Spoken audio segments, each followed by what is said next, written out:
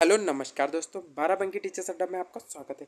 बिहार शिक्षक भर्ती 3.0 का जो एग्ज़ाम होने वाला है, उसी के चलते हमने एक सीरीज स्टार्ट करी थी जिसमें हम आपको चैप्टर वाइज जो है ना एनसीईआरटी चैप्टर वाइज आपको हम सोल्यूशन करा रहे थे। जिसमें हमने क्लास 8th की साइंस को उठाया था, जिसमें हम आपको एक क्लास सुबह 9 बजे दे रहे थे और एक क्लास शाम को 5 बजे आपको दे रहे थे, ताकि आपका ये जो मोड है वो स्पीड मोड में चलता रहे, ताकि आपकी परीक्षा तक ये सिलेबस कंप्लीट हो जाए। हमने थोड़ा सा परिवर्तन किया और स्टूडेंट बहुत से कह रहे थे कि उनको अदर सब्जेक्ट की भी क्लासेस दी जाएँ। ठीक है, तो उसी के चलते हमने अब डिसाइड किया है कि जो सुबह क्लास होगी वो आपको साइंस की कक्षा 8 की आपको मिलती रहेगी। ठीक है, पूरा चैप्टर जब उसका कंप्लीट हो जाएगा तो हम क्लास 9th की साइंस को स्टार्ट करेंगे। और जो शाम को सब्जेक्ट चल रहा था उसमें भी साइंस की आपको वीडियो दी जा रही थी क्लास 8th की, अब उसकी जगह पे हम आपको सामाजिक अध्ययन क्लास 8th का सामाजिक अध्ययन को चैप्टर वाइज सॉल्व कराएंगे। ठीक है, तो अब से जो है ना आपको शाम 5 बजे सामाजिक अध्ययन की क्लास देखने को मिलेगी और सुबह जो है 9 बजे आपको साइंस की क्लास देखने को मिलेगी। ठीक है, तो आइए आपके समय को ना बर्बाद करते हुए वीडियो को स्टार्ट करते हैं।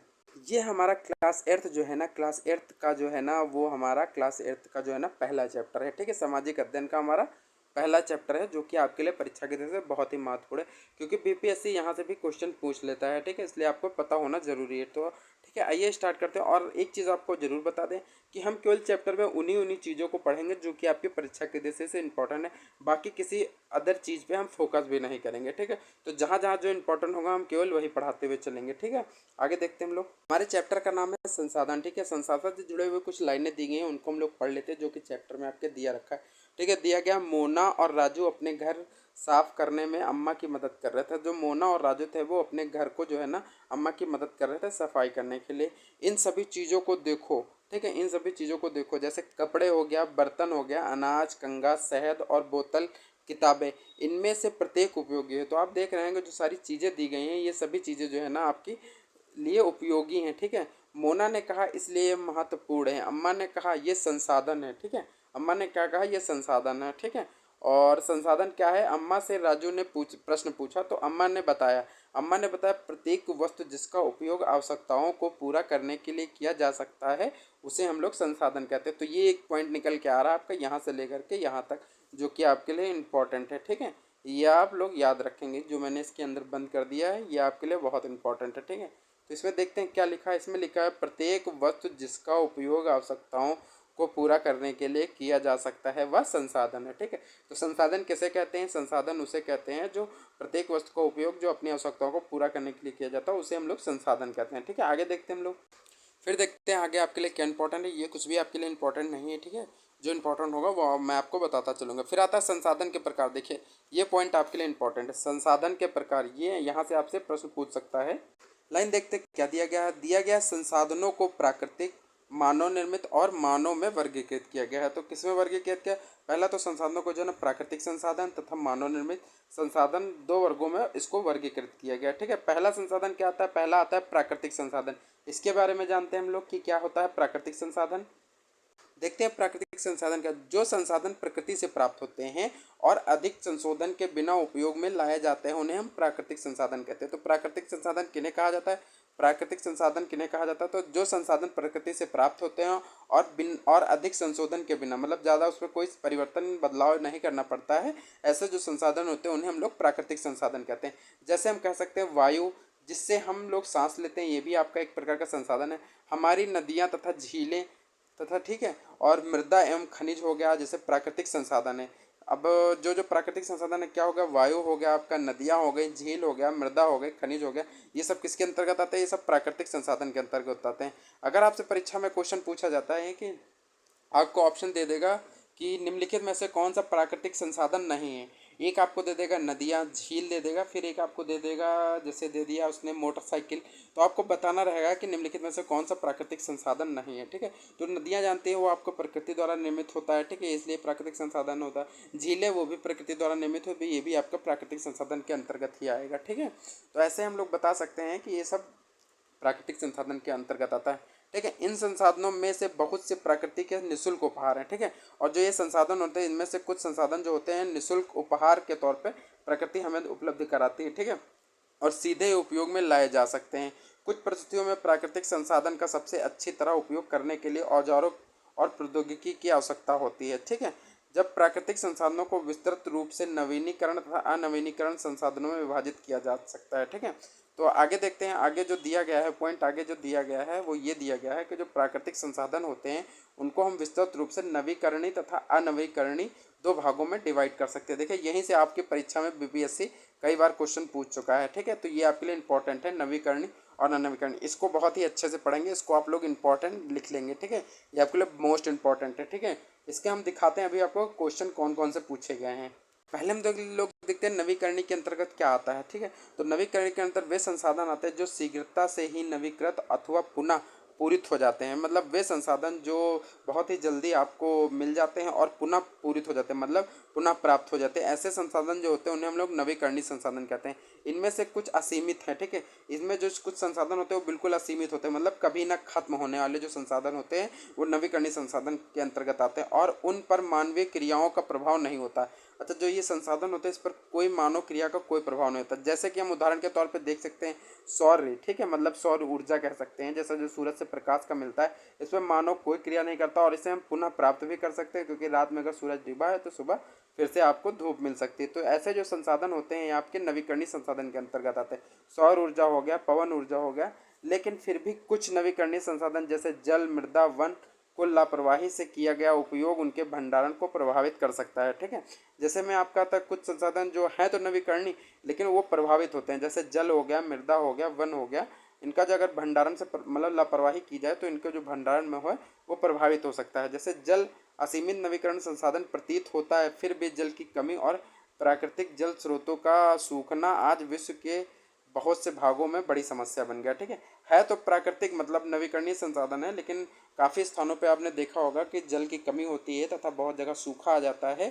इस वजह से वहाँ जो है ना ये बहुत बड़ी समस्या पैदा कर रहा है। ठीक है, तो नवीकरणीय सबसे पहले बात यही करते हैं हम लोग कि नवीकरणीय के अंतर्गत आता क्या क्या, जहाँ से क्वेश्चन पूछता है आपसे, क्वेश्चन पूछेगा निम्नलिखित में से कौन सा नवीकरणीय का उदाहरण नहीं है। तो अगर इसका उत्तर देना है तो आपको पहले पता होना चाहिए कि कौन कौन से नवीकरणीय के उदाहरण है। तो पहला जो दिया गया सौर ऊर्जा दिया गया, नवीकरणीय का उदाहरण है। पवन ऊर्जा दिया गया, ठीक है। जल आपका नवीकरणीय ऊर्जा का उदाहरण है। मृदा है, वन है, ठीक है। ये जो सारी चीज़ें हैं ये आपका सब नवीकरणीय संसाधन के उदाहरण है। ठीक है, फिर आते हैं अनवीकरणीय पे।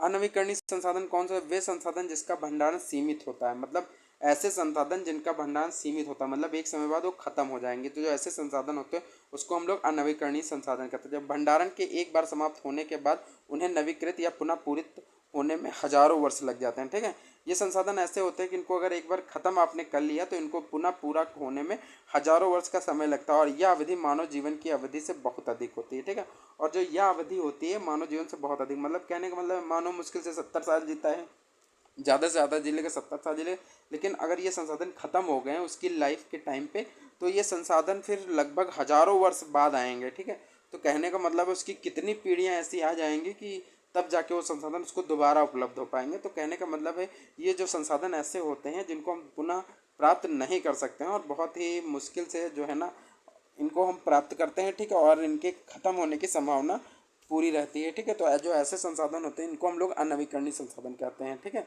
इसके उदाहरण देख लेते हैं। अनवीकरणीय संसाधन के अंतर्गत कौन कौन सी चीज़ें आती हैं। तो अनवीकरणीय के अंतर्गत कोयला आता है, पेट्रोलियम आता है, आपका प्राकृतिक गैस। ठीक है, ये तीन चीज़ें जो हैं आपका ये अनवीकरणीय संसाधन के अंतर्गत आता है। ठीक है, प्राकृतिक संसाधनों का वितरण भूभाग, जलवायु, ऊंचाई जैसे अनेक भौतिक कारकों पर निर्भर करता है। पृथ्वी पर इन कारकों में विभिन्नता होने के कारण संसाधनों का वितरण असमान है। ठीक है, तो अगर आपसे क्वेश्चन पूछता है कि अनवीकरणीय क्या है और अनवीकरणीय क्या है, तो आपको पता है जो नवीकरणीय संसाधन होते हैं उन्हें हम लोग पुनः प्राप्त कर सकते हैं और इनके खत्म होने की कोई संभावना नहीं है। ठीक है, ये आपको पुनः प्राप्त हो सकते हैं। जैसे आप सूर्य का प्रकाश है, पवन ऊर्जा है, जल है, मृदा है, ये सब आपके नवीकरणीय संसाधन के उदाहरण। अगर आपसे अनवीकरणीय पूछता है तो अनवीकरणीय के अंतर्गत क्या आता है? कोयला जो एक समय बाद खत्म हो जाता है, पेट्रोल भी एक समय बाद खत्म हो जाता है, प्राकृतिक गैस भी आपका एक समय बाद खत्म हो जाता है। जो ऐसे संसाधन होते हैं जो एक समय बाद खत्म हो जाते हैं उनको हम लोग अनवीकरणीय संसाधन के अंतर्गत रखते हैं। ठीक है, फिर आगे देखते हैं हम लोग। एक पॉइंट आता है मानव निर्मित संसाधन। कभी कभी प्राकृतिक जो है ना पदार्थ तब संसाधन बन जाते हैं जब उनका मूल रूप से बदल दिया जाता है। जैसे लोहा अयस्क उस समय तक संसाधन नहीं था जब तक कि लोगों ने उससे लोहा बनाना नहीं सीख लिया था। ठीक है, लोग प्राकृतिक संसाधनों का उपयोग कर पुल, सड़क, मशीनें, वाहन बनाने में करते हैं। ठीक है, जो मानव निर्मित संसाधन के नाम से जाने जाते हैं। प्रौद्योगिकी भी एक प्रकार का मानव निर्मित संसाधन है। इसलिए हम जैसे लोग प्राकृतिक संसाधनों का उपयोग करके मानव निर्मित संसाधन बनाते हैं। मोना ने समझते हुए कहा कि हाँ। राजू ने स्वीकृत से सिर हिलाया। ठीक है, ये चीज़ तो नहीं है आपके लिए इंपॉर्टेंट। ठीक है, इतना आप जान लीजिए। इसलिए हम लोग प्राकृतिक संसाधनों का उपयोग करके मानव निर्मित संसाधन बनाते हैं। ठीक है, तो मानव निर्मित संसाधन भी होते हैं। मानव निर्मित संसाधन क्या होते हैं? जैसे पुल को कह सकते हैं, सड़क कह सकते हैं, मानव मशीन को कह सकते हैं, वाहन, ये सब जो है ना मानव निर्मित संसाधन है। अगर आपसे परीक्षा में पूछा जाता है तो आपको पता होना चाहिए। ये देखिए हमारे पास क्वेश्चन पेपर दिया गया, इसमें क्वेश्चन पूछा गया था। ये देखिए आपका क्वेश्चन नंबर 66वां। कौन सा क्वेश्चन? क्वेश्चन नंबर 66वां आपका बीपीएससी ने पूछा हुआ है। ठीक है, ऊर्जा का गैर परंपरागत स्रोत के बारे में पूछा गया है। ठीक है, ऊर्जा का गैर परंपरागत स्रोत क्या है? गैर परंपरागत स्रोत कौन से होते हैं? वो आपके नवीकरणीय संसाधन ही जो है ना वो आपके गैर परंपरागत संसाधन होते हैं। तो उसमें क्या क्या दिया गया था? आपका सूर्य का ताप दिया गया था, पवन ऊर्जा दी गई थी, जल दिया गया था, मृदा दिया गया था। तो ठीक है, तो वो जो सब थे वो आपका नवीकरणीय ऊर्जा के उदाहरण। ठीक है, तो यहीं पे आपसे देख रहे हैं क्वेश्चन पूछा गया हुआ था कि ऊर्जा के गैर परंपरागत स्रोत कौन कौन से। आपका दिया गया था परमाणु ऊर्जा, भूतापीय ऊर्जा, बायोगैस ऊर्जा। ठीक है, उपक में से एक से अधिक, उपक में से कोई नहीं। आपको राइट आंसर बताना था। ठीक है, तो आपने अगर चैप्टर पढ़ रखा होगा तो इजीली आप बता पाएंगे। ठीक है, गैर परंपरागत का मतलब होता है नवीकरणीय ऊर्जा के स्रोत। नवीकरणीय के अंतर्गत क्या क्या आ रहा था? नवीकरणीय का सूर्य आ रहा था, सूर्य का प्रकाश आ रहा था, जल आ रहा था, पवन ऊर्जा आ रहा था।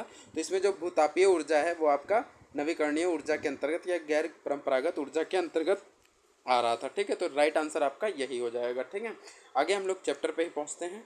फिर नेक्स्ट पॉइंट आता है संसाधन का संरक्षण। ठीक है, संसाधन के संरक्षण के बारे में बात करते हैं कि संसाधन का संरक्षण क्या होता है। ठीक है, तो नीचे आपको एक पॉइंट दे रखा है, ये देखिए आपको मैं दिखाता हूँ। ये पॉइंट आपको दे रखा है। ठीक है, संसाधन को सततता पूर्वक उपयोग करना चाहिए और उन्हें नवीकरणीय के लिए समय देना चाहिए। कहने का मतलब है जो संसाधन आपके लिए सीमित हो उनका बहुत ही सावधानी पूर्वक उपयोग करना चाहिए और उन्हें इतना समय देना चाहिए ताकि वो नवीकरणीय के रूप में हमें पुनः प्राप्त हो सके। ठीक है, कहने का मतलब ये है। ठीक है, तो आप समझ रहे हैं कि इन्हीं मतलब जो ऐसी प्रक्रिया होती है, मतलब संसाधनों को सत्तापूर्वक उपयोग करना और उन्हें नवीकरणीय के लिए समय देना, ऐसे संसाधनों को हम संसाधन संरक्षण कहलाते हैं। ठीक है, मतलब ये प्रक्रिया जो होती है आपका संसाधन संरक्षण के अंतर्गत आती है। ठीक है, संसाधनों का उपयोग करने की आवश्यकता और भविष्य के लिए उनके संरक्षण में संतुलन बनाए रखना जो है ना सतत पोषणीय विकास कहलाता है। क्या कहलाता है? सतत पोषणीय विकास कहलाता है। तो संसाधनों का उपयोग करने के लिए आवश्यकता और भविष्य के लिए उनके संरक्षण में संतुलन बनाए रखना जो है ना सतत पोषणीय विकास कहलाता है। ठीक है, तो गाइस आज का वीडियो हमारा ख़त्म होता है। इसमें केवल इतने ही महत्वपूर्ण पॉइंट थे वो मैंने आपको करा दिया है और आपको दिखा भी दिया है कि बीपीएससी इस चैप्टर से क्वेश्चन पूछ चुका है। इसलिए इसमें जो ज़्यादा कुछ खास इंपॉर्टेंट नहीं है, लेकिन जो इंपॉर्टेंट था वो मैंने आपको बता दिया। एक पहला नवीकरणीय ऊर्जा का स्रोत, जिसे हम लोग गैर परंपरागत ऊर्जा का स्रोत भी बोलते हैं। एक अनवीकरणीय ऊर्जा का स्रोत होता है जिसे परंपरागत ऊर्जा का स्रोत बोलते हैं। ठीक है, यही दो चीज़ें आपके लिए इंपॉर्टेंट है। ठीक है, जैसे ये आपको दिखा रहा है प्राकृतिक संसाधन के अंतर्गत क्या आते हैं, ये आपके लिए इंपॉर्टेंट है। फिर दो नाम दिए गए आपका नवीकरणीय संसाधन था, अनवीकरणीय। यही दो पॉइंट जो है ना आपके लिए इस चैप्टर से इंपॉर्टेंट है। इनको आप अच्छे से देख लेंगे, बस आपका काम हो जाएगा। ठीक है, तो गाइस ये आपका चैप्टर खत्म होता है और कल इसका हम दूसरा चैप्टर आपको सामाजिक अध्ययन का करवाएंगे। ठीक है, और ये हमारा टेलीग्राम ग्रुप का चैनल है 12 बंकी 26 58 34। इसको आप ज्वाइन करके इस क्लास की फ्री पीडीएफ पा सकते हैं। ठीक है, और अगर आप हमारे चैनल पर नए हैं तो हमारे चैनल को सब्सक्राइब करें और हमारे वीडियो को लाइक करें अगर आपको अच्छा लगता हो, क्योंकि इससे हमें मोटिवेशन मिलता है और हम आपके लिए और भी अच्छा और बेहतर करने की कोशिश करते हैं। तो आप लोग कृपया तैयारी में लगे रहें क्योंकि बीपीएससी का एग्ज़ाम बहुत ही जल्द आपके नज़दीक आने वाला है। और मैं यही आपसे कहूँगा कि ज़्यादा फोकस आप लोग एनसीईआरटी तथा एससीईआरटी पे ही करें, क्योंकि जो बीपीएससी है ना क्वेश्चन वो यहीं से दबा के पूछता है। बाकी अदर बुक पढ़ने की आपको कोई जरूरत नहीं। अगर आप एनसीईआरटी और एससीईआरटी कवर कर लेते हो तो आप इजीली ही परीक्षा को क्लियर कर पाएंगे। ठीक है, धन्यवाद।